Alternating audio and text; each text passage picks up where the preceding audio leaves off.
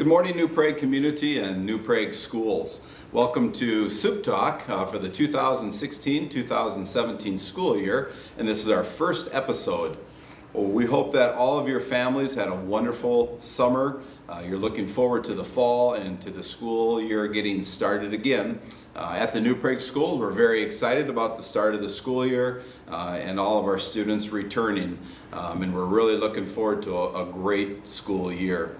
We are here with Supt, and Supt is an opportunity for us, the school district, and Superintendent Dittberner to kind of showcase a lot of the wonderful people working for our school district, and also, of course, our students and all of the activities and athletics and academics that they are in. And throughout the school year, we'll have a lot of different program directors, we'll have teachers, and a lot of students.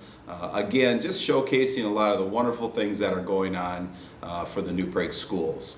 The Supt can be seen on our New Prague website, school district website, and that will be shown on the video here in a little bit of a clip. And then also the New Prague City Access channel also plays Supt also. If there's ever any questions or comments that you would like to make, feel free to call myself. My name is Tony Buthe, the Director of Educational Services for the school district. So welcome to Supt, episode 1 for the 16-17 year. And to my right, your left, our Superintendent of New Prague Schools, Mr. Tim Dittberner. Welcome, Mr. Dittberner. Thank you. Looking forward to another great year. That's outstanding. And to my left here, our first guests, we have a couple of our students from a state championship team last year, our trap shooting. We have Rachel Dietz to my left and Parker Precht, and we welcome both of you to the show. Thank you. Well, let's start with you, Parker. Just tell the viewers a little bit about yourself and what grade and things like that you are in the school this year. My name is Parker Precht. I'm a junior here at the New Prague High School. I've been on the trap team for about 3-4 years. I think this is going to be my 4th year this year. During the summer, I work as a camp counselor at the Minnesota Horse and Hunt Club. It's a youth program where we take 12 boys aging from 12 to 15 years old, and it's a week-long program, and we teach them how to shoot guns safely, effectively, identify plants, animals, basically everything you can learn in the hunting field, I guess. Other than that, I mean, just being involved in all the shooting sports here at New Prague is fun because of, trap, taking home the state championship was fun, and then starting skeet is also another shooting sport here, and that's awesome. All right. Well, we'll get to the state championship here in a second. So let's hear from Rachel. Hi, I'm Rachel Dietz, and I'm a senior here at New Prague, and I've been involved in the trap program for the past 4 years, and I have 2 older brothers, and they were both involved in it as well, and we pretty much grew up on trap with my whole family. Okay, welcome. The Dietz family is a shooting family, Yeah. huh? Anyway, let's talk. First, Parker, when did you get started in trap shooting? You want to talk about your year's involvement here also at New Prague, how it's grown since you've been here? Well, I started as an 8th grader. That was, at the time, the lowest age you could be to join the trap team.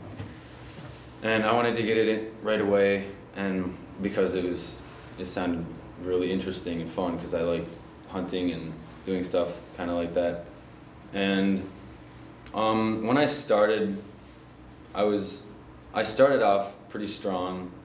I kind of knew what I was doing because I've been shooting with my family, and my dad has taught me a lot. But through the years, Coach Paul has done an outstanding job as a coach, leading the team and just teaching everybody how to get better and improve. Right. Coach Paul Dietz? Yep.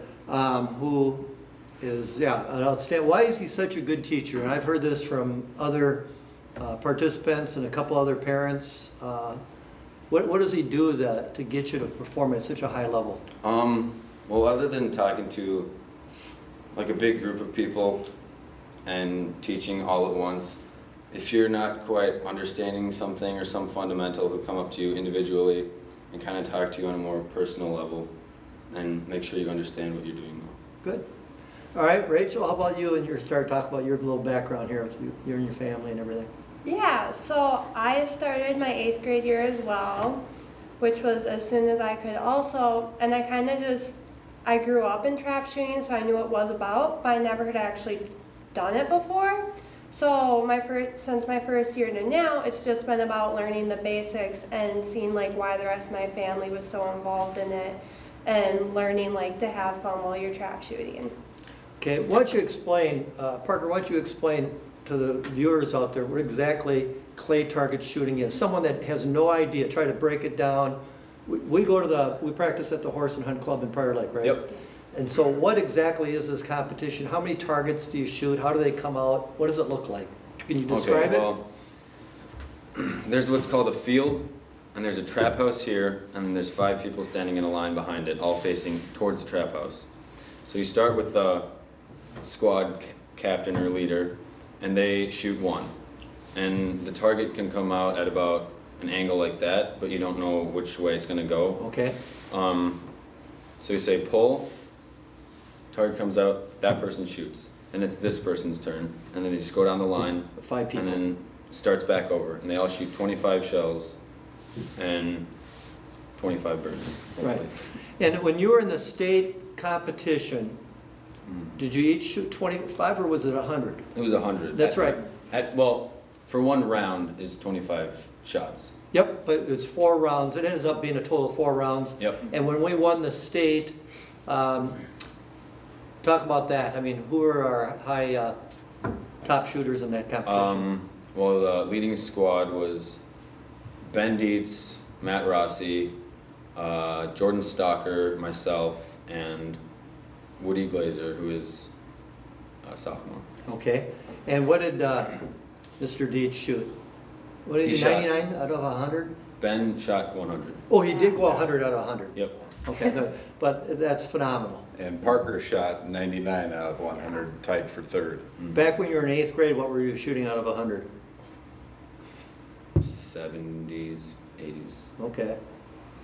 So I've improved a lot since. All right, let's talk now, Rachel, too, about female participation. It's a co-ed sport, it's a co-ed activity, so you're on equal ground. On K 102.9, the country station I'm listening to this morning, they had an interview with one of the leaders in the organization, and the sport has grown. Now there's more participants and teams in, for example, boys and girls hockey. There's more participants in trap shooting than hockey right now. And they said that it started out the first year about 2% of the participants were female. Now it's up to 20%. I think we're over 10,000 high school participants right now. What do you see with the female participation? Is it, I suppose you've seen it growing since your 8th grade year. Yeah, so since my 8th grade year, I think there were 3 of us girls at shooting that year, and I want to say there were close to like 12, maybe more girls participating on the new Prague team this year. And even like when you're up at state, like the first year, there weren't very many girls at all, and now it seems like pretty equal playing field. And then, how many did we have on our team this past year? Did we have about 70? 70 or 80? Yeah. 70 participants, which is just phenomenal. Now let's talk about the state tournament. We had up at Alexandria, right? And at the trap shooting there, or the clay target shooting, I should say, was it, someone said there was 8,000 participants up there for this competition, and it's one class, right? And New Prague won it all. Tell us about the feeling of that when that happened. I mean, all season we've kind of felt pretty confident because last year we took do you remember what we took last year? I think we took first last year. Oh, we did. Okay. Yeah. No, it was in the, I think in the sub-state or the. Yeah, in the sub-state we took first. And Okay, then, yeah. and then, We might I think you take took like 3rd or 4th. Yeah, probably Yeah. something But go like ahead. that. But this year we felt pretty confident on how we're going to do at state because, I mean, the team we had was phenomenal, and now that they're gone, I guess, some of the seniors that were really pulling the team on their back. It's probably going to be more of a challenge this year with some of the better. Right, now Ben Dietz he went to school in Nebraska at a college. Yep. Got a Yes. partial scholarship for his shooting ability. It's Yeah. amazing. What was the feeling when you first saw you come into town for Minnesota State High School League state championships? New Prague's got, I think, a dozen state championships. You saw clay target shooting on there. You seen that when you come into town? I haven't seen that yet. Okay. I just felt proud of my team that we could do something like that. It's Okay. pretty cool. Good. Good. Well, so that's kind of all about last year, and we talked a little bit about it, maybe here just from Rachel. What's it look like for this season? Number one, leading up to the state tournament too. My question is, how many different competitions do you have? You know, like football games, there's 9 of them scheduled. There's 20 basketball games. How many of these do you have, and how often do you practice also? Oh, we practice twice a week, both at the Horse and Hunt Club. Okay. Yeah. Tournaments, we have, well, other than state tournament, which is really the only tournament we have, Yep. there is 1, maybe 2 other tournaments where there's a few chosen from each team Yeah. who go and shoot, Okay. but not the whole team. It's just Okay. like the top, Okay. however many. Sure. Yeah. Sure. Mhm. So Rachel, how do you think the season's going to be for this year? You know, I think we're actually looking to have a really great season because I think we've seen a lot of growth within our team. So we're going to have new people out there who are really excited, and it's always interesting to see who new comes out. But I think we do, like Parker's one of them, have some great people that are still juniors or sophomores that Okay. are going to really carry the team. So a football player might lift weights in the off season. A basketball player shoots baskets, and a runner runs. What do you folks do in the off season to prepare for this coming season? I hunt. Okay. That can't hurt. Yeah. Well, I just want to say, again, congratulations on last year's state championship. Yeah, thank you. We're very proud to excel like that and also have great participation and great experience. And then under the direction of Paul Dietz, the head coach, the program is just flourishing. And like I said, it's a Minnesota State High School League sport, sanctioned sport. You talked about skeet shooting now in the fall, Yep. which is a club activity we do have, but it's not high school league sponsored. And what we have on the billboard as you come in on the east side of town is all the state championships we've had for gymnastics, golf, football, all the things that are high school league sponsored. So it's a neat thing. And who knows, skeet shooting might be the next one. And we got archery out there, another club activity we've had a lot of success in. But at New Prague area schools, we feel kids involved in school-sponsored after-school activities, really it correlates into a lot of success in the classroom too. And you want to just talk real quickly here about your plans? Do you have any idea, junior, senior? Rachel, what do you think about for the future here next year? I mean, yeah, I'm not sure where I'm going to college yet. I am looking that I want to go pharmacy at some point. Okay, so I'm pharmacy. looking for colleges with like a great science program or like a pre-med program. That'd be good too. Okay. And Parker? Well, I definitely want to go to a 2 or 4 year college. I'm kind of the opposite of her. I don't know what for. Yep. I don't know what I want to major in yet, but I've seen Winona. I love the area. I love the campus. Well, I got turkey hunting down there. Yeah, yeah. But that's, I mean. I thought you were going to say Bemidji State too, but I'm actually going to tour that soon. I think they have some wildlife programs, stuff like that. So the experience has been great at New Prague High School. Yeah. Yeah. So, all right. Well, yeah, Parker and Rachel, we can't thank you enough for being here, and we congratulate you on last season, and we're really excited about this upcoming season also.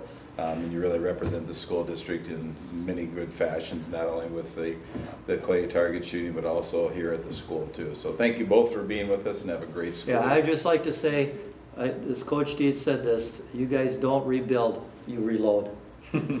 Just kidding. And we'll be back.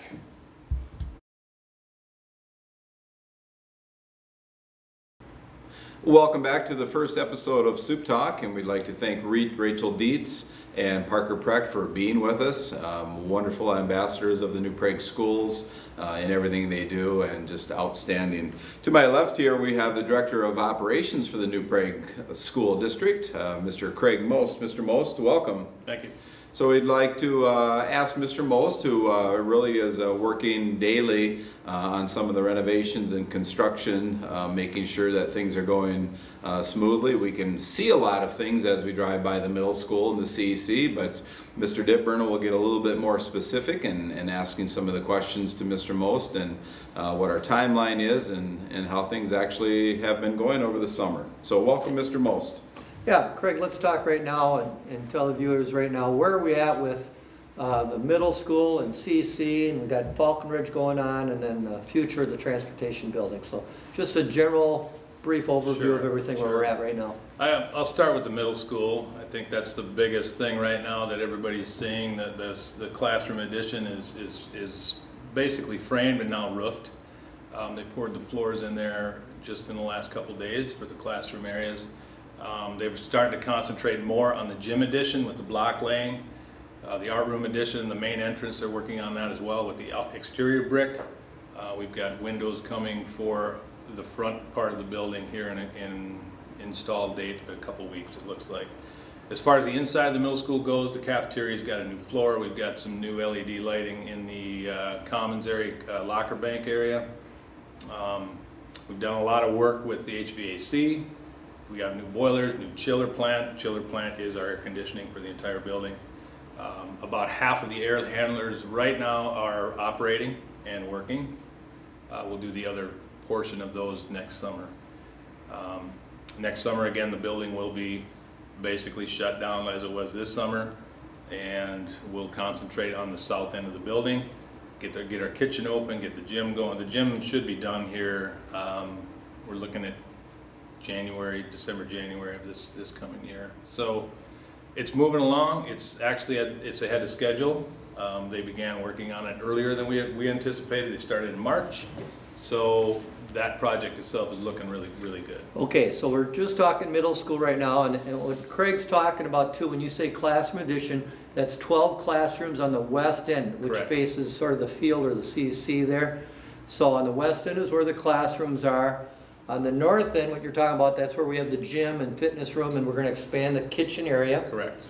And also on the west end, I should say, between the north side, sort of next to the classrooms, I'll say, we'll have the office will be in the front. The main entrance itself will And be we've also renovated as well. expanded our art rooms, and we've expanded our music rooms too. Correct. We'll also be creating a new bus entrance on where the old office area is. Once the new office staff moves into the new area, we'll be renovating that as well. That'll be our new special ed area. Yep. Special services, special ed, and then a new bus entrance into the locker bank. On the east end. And then along with, you were mentioning the south end, that will take place in the summer also. We'll expand that parking lot, do some landscaping in the backside there, so we increase our parking, and finish up the terrazzo floor in the main locker bank area too. So number of things going on in middle school. It's a lot of addition and still some renovation. Correct. It's a big project, and we're very happy with the contractor we have, and it's moving along very well. And just on timeline, we're talking about 6th grade, hopefully moving over there in February. The transition from there will be in February, but for the middle school to be completely done will be again right before next fall. It'll be at the end of the summer next End fall. of the next summer. Yep. So we're pretty confident that's going to happen. Now let's talk about the CEC, Central Education Campus. Where is it right now? People are driving by, seeing this big crane, seeing these big walls put up on the north end. Talk about that. The pool, that's the pool area itself, and that of course it seems to be the what everybody's really watching right now. And you know, they set up a 275-ton crane, and it's a big piece of equipment. They began setting the precast panels for the walls and the roof tees for the pool itself on the 30th of August. It was the day after school started.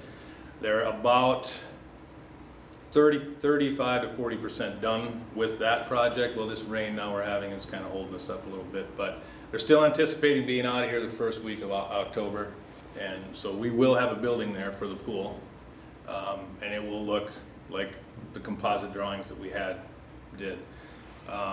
The pool is going to be an awesome facility. It was designed very well. There was a lot of planning and parent involvement, community involvement. So as we move along and we start to see it, it's really getting exciting for everybody to really get going on it. The CEC building itself is going to be a phased-in process. We're moving our district office staff out here just next week, and we will be renovating that district office area as well. We're going to be, the next phase after that is, as you mentioned earlier, the 6th grade class moving down to the middle school. That's what triggered this whole project to begin with, and we're really looking forward to getting our 6th graders from that transition back and forth to that CEC. Then we get to concentrate on those classrooms that they occupied. That should be in that February to May timeframe. At that same time, the community ed area will be shut down, and we will be moving them out to a different area within the building. And it's kind of a puzzle right now with moving people back and forth and getting people moved around. Overall process and project, the entire CEC is going to be redone. Yep, basically. It's going to be gutted and redone. Yeah, so the CEC people, it's basically a renovation on the entire inside basically. Absolutely. Plus the addition on the north side of the aquatic center or the pool, whatever you want to call it. And then the one thing when school gets out, we'll do a demolition of the 23 building. The 23 building. That's on the south side, and which will be an entryway, a parking lot that goes into early childhood. The building at the end all, when it's all said and done, the occupants will be community education, early childhood. Childhood operations, community ed, and district office staff. Yep, so that will, and then, And along with Mr. Buthe and his staff. yeah, obviously there too. So, but we're thinking the pool, for example, that area, when we talk about timeline, will be done in June. Pool should be done in June. And the rest, everything will be done by the end of the summer. We did kind of change our phasing a little bit, so we are definitely going to be, I would note there's not much of a possibility we'd be extending much into the fall. I think by the time school starts, with moving the phasing of the community ed area up to that January 15th area, was not supposed to be moved or phased in until the end of the school year. We moved that up, and that's really going to help us out. Okay, and then briefly, when that gets done, also next summer, we'll have some work. Talk about Falcon Ridge. We've got Yeah. money allotted to that from the referendum, and then the transportation building too. Yeah, we're really starting to get up, ready to plan for the Falcon Ridge renovation as well. We already did the roof this summer. The roof is done, and it's been working because we don't have any leaks in there, so that's awesome. But we've had a lot of practice. We've had a lot of practice, yeah. The Falcon Ridge project, the scope of that work is going to consist of a fire protection system. We don't currently have sprinklers in the building. We will when we're done. New fire panel, new smoke detectors. We'll be replacing all of the ceiling grids throughout the classrooms and the hallways, throughout the entire building. We're going to be removing the partition walls, the movable partition walls, and putting fixed walls in all the way to the deck of the roof. We're hoping to do some work in the gym with a new floor. The project itself, we have to really be careful with the budget that we have with it, but we think that we're going to get a lot of things done that the building really needs. New boilers going in to replace our old 1968 model that we have in there. And as budget allows, we'll definitely be looking at other things. So we'll see where that goes. And then transportation building. Transportation building itself is we're hoping to, and we are moving through the process currently of expanding it to the east where the current tennis courts are. Those tennis courts should hopefully be moved up to that old hockey rink that's just across the middle school, intermediate school on the west CEC end. Fields on the west side. Yep. We're hoping to get 7 courts in there. Our architects are working on that to see if we can fit those 7 courts in there. If not, we'll be putting 6 in there. Okay, and finally, let's just talk about this because this has come up. I've gotten a couple emails on this. Safety. I mean, safety is our top priority, especially all this phasing, construction going in while school is going on. Talk about some of the things that we've been doing to make sure it's safe for students, especially because we still have the 6th grade commute across the street several times a day. Yeah, safety is the biggest priority, and I've seen those emails you're talking about. I work with our general contractor, who is Metcon. I work with them, and we talk about this every day.